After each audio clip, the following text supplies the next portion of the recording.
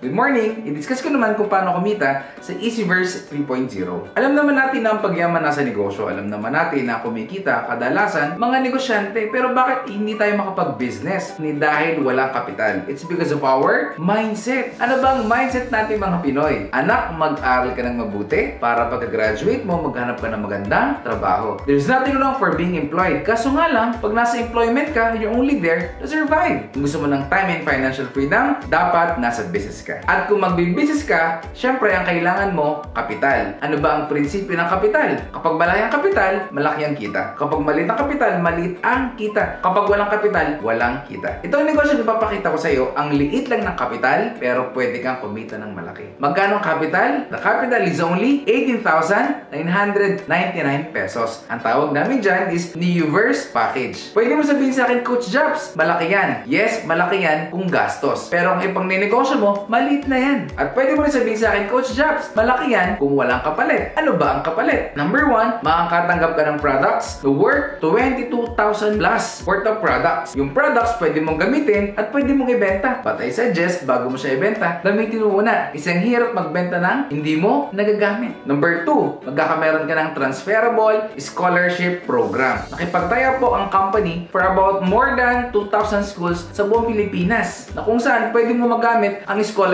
certificate. Ang good news nito, the moment na bumili ka ng package, magagamit mo agad ang scholarship outright. Pwede mo tanong sa akin, Coach Jobs, hindi na ako mag-aaral, hindi ko na siya magagamit. Good news, transferable po ang scholarship program natin. At pwede mo rin itanong sa akin, Coach Jobs, yung anak ko bata pa, hindi pa niya gagamitin. Ang good news nito, yung scholarship natin, no expiration. At pwede mo rin itanong sa akin, Coach Jobs, ilang box naman ang kailangan ko ibenta? Ilang products naman ang kailangan ko ibenta para magamit yung scholarship certificate natin?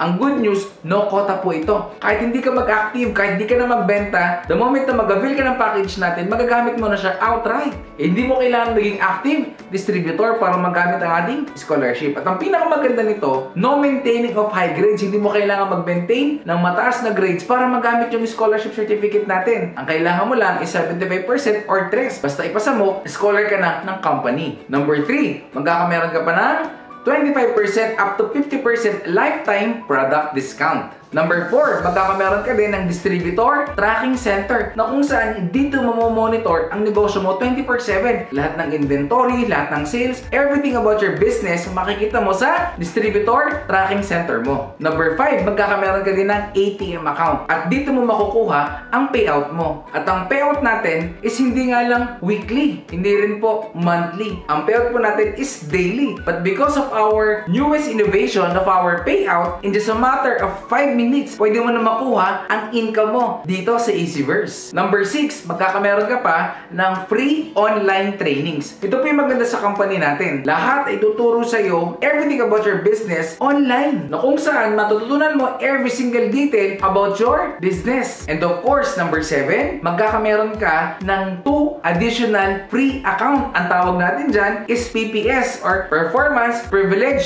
Slot. Meaning kahit nasa bahay ka lang, as long as meron kang internet, pwede mo nang matutunan ang negosyo natin online. Paano nga ba kumita sa Easyverse 3.0? Number 1, pwede kong kumita through retailing or direct selling. Remember, after mo mag-join, magkakameron ka na agad ng lifetime product discount. Example, ang C24/7 is only 1,480 pesos. Dahil member ka na, makukuha mo na lang siya ng 1,090 pesos. So meaning, meron ka na agad na retail profit na 390 pesos. But I suggest, don't focus on selling. Kasi pag nag-focus ka sa selling, nakafocus lang income mo sa benta mo. Pag wala ka ng benta, wala ka ng kita. Dito ka mag-focus. At tawag namin dito is direct referral bonus. Paano kumita sa direct referral bonus? Ang kailangan mo lang gawin is i-share tong video na to or i-share yung business sa lahat ng kaibigan, kakilala at kamag-anak mo. Every tao na masasharean mo ng business at bibili ng package na worth 18,999 pesos, kikita ka ng 5,000 pesos na direct referral bonus. Example, ikaw to. I-share mo yung business kay kaibigan A.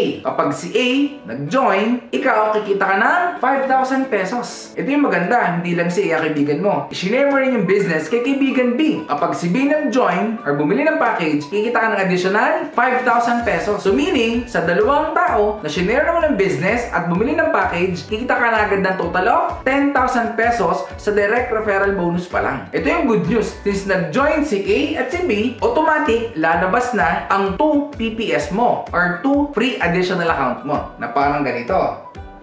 Number 3, kikita ka naman sa matching sales bonus. The moment na nag-join ka sa Easyverse 3.0, magkakameron ka ng left and right sales force. The moment na may nag-join sa'yo at nilagay mo sa left at nilagay mo sa right, kikita ka ng additional 1,800 pesos. Bukod pa sa direct referral bonus na kinita mo kanina. Since si A nilagay mo sa left at si B nilagay mo sa right, automatic magmamatch. At pag nag-match sila, kikita ka ng 1,800 pesos. So meaning, ang kinita mo sa dalawang tao na nag-join sa'yo is total of 11,800 pesos. Maganda. Siyempre, sobrang ganda. Ito yung good news. Si A, hindi lang ikaw kaibigan yan. Si A, i-share yung business kay kaibigan C. Kapag si C nag-join, si A, siya yung kikita na 5,000 pesos. Kasi siya ang nag-share ng business. Si A, hindi lang si C ang kaibigan yan. I-share yung business kay kaibigan D. Another 5,000 pesos. Since dalawa din na nakuha ni A, automatic lalabas din ang kanyang dalawang PPS. And of course, si A, magkakameron din siya ng match. Si A, kikita rin ng additional 1,800 pesos. Total, si A kumita rin ng 11,800 pesos katulad nung sa'yo. Ang tanong, fair ba ang negosyo natin? Siyempre, sobrang fair na fair. Si B, i-share naman yung business kay kaibigan E. Si B, siya yung kumita ng 5,000 pesos din. At i-share niya rin yung business kay kaibigan F. That's additional 5,000 pesos din. And automatic, lalabas din ang kanyang dalawang PPS. Tanong, si B, meron din ba siyang match? Yes, kikita rin siya ng additional 1,800 pesos. Therefore, si B, katulad yung dalawa, kumita rin siya ng 11,800 pesos. Ito yung maganda. Since ang rule sa matching sales bonus, kapag merong isa ka sa left at merong isa ka sa right, automatic magmamatch yan. Kahit hindi ikaw ang nag-share ng business. Ang tanong, si C at si F, nag-match ba sila? Yes, nag-match. So, 1,800 para sa'yo. Si D at si E, tanong, nag-match ba sila? Yes, nag-match. That's additional 1,800 para sa'yo. So, 1,800 plus 1,800, total kumita ka ng additional 3,600 pesos. Passive income. Ang tanong, ikaw pa ba ang nag-share ng business kay C, kay D, kay E, at kay F? Hindi na. Kilala mo ba sila? Maaring hindi na rin. May ginawa ka ba? Maaring wala. Ang tanong, kumita ka ba? Yes, kumita ka. Ang tanong, maganda ba yung negosyo natin? Siyempre, sobrang ganda. Alam mo kung bakit maganda? Kasi kumita ka ng walang ginagawa. Di ba na gusto natin mga Pilipino? Kumita ng walang ginagawa? Ang tawag natin dyan is law of leverage. Pag sinabing law of leverage, it is the ability to multiply yourself, your time and effort through other people. Sistema ng pagpaparami ng sarili mo, oras at galing mo sa pamamagitan ng ibang tao. Ito ang technique ng mga negosyante kung bakit mas lumalaki ang negosyo nila. At technique ng mga mayaman kung bakit sila mas yumayaman. Ang tawag natin dyan is law of leverage. Ito yung maganda. Si C may kaibigan wala, may kaibigan yan. Si D may ka-chatmate wala, may ka-chatmate yan. Si E may katongits wala, may katongits yan. Si F may ka-Facebook wala, may ka-Facebook yan. Basta may nag-join sa left and right mo, wala kang choice, babayaran ka ng company ng 1,800, ng 1,800, ng 1,800, ng 1,800. Kasi ang good news, ang company natin, nag-expand na tayo sa iba't ibang bansa sa buong mundo. Nag-open na rin tayo ng offices and ang expansion natin is tuloy-tuloy. Ito yung maganda. What if meron ka na share ng business sa Hong Kong? Inilagay mo sa left mo. Tanong yung mga taga Hong Kong, pwede ba silang dumami? Pwede silang dumami. At i-share mo yung business sa kaibigan mo na taga Canada. Ang tanong, yung taga Canada, pwede ba silang dumami? Pwedeng dumami. Ito yung good news. Kahit na sa Pilipinas ka, since yung left mo, Hong Kong umahataw, yung right mo, Canada umahataw, babayaran ka ng company ng 1,800, ng 1,800, ng 1,800, ng 1,800, ng 1,800, ng 1,800, ng 1,800, ng 1,800. Maganda.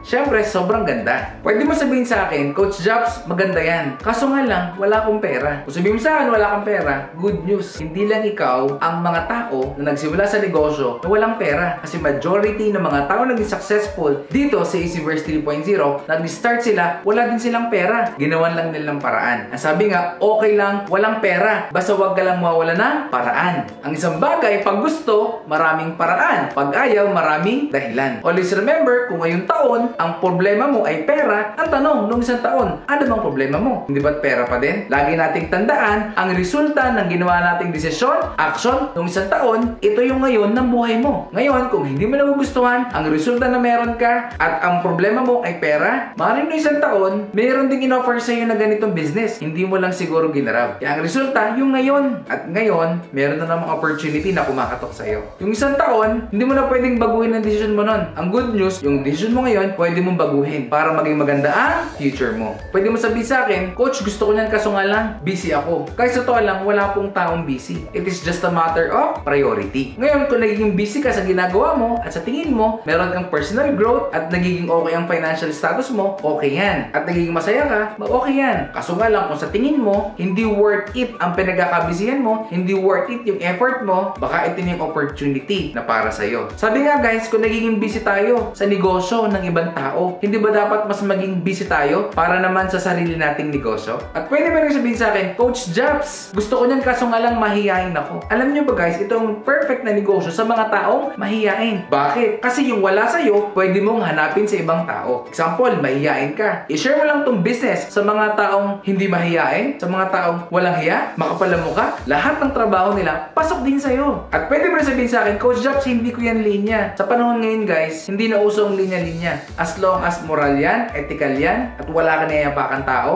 at kumikita ka ng maganda para sa pamilya mo, linyahin mo. Bakit? Sabi nga, kung dun sa linya mo, hindi ka naging successful financially, subukan mo naman yung hindi mo linya. Baka dito ka maging successful. And besides, huwag kang mag-alala. Dahil ang isang bagay, bago mo siya maging linya, kailangan mo lang siyang pag-aralan. The good news is, kompleto ang trainings natin nang sa ganun, matutunan mo at mapag-aralan mo everything about our business. Guys, I do believe that everything happens for a reason. Hindi aksidente na nakita mo ang video na ito. At hindi aksidente na nakilala mo si Coach Jobs ngayon. Because everything happens for a reason. Who knows, baka ito na yung calling and blessing mo para magsimula ka ng sarili mong negosyo. Again, this is Coach Jobs. God bless.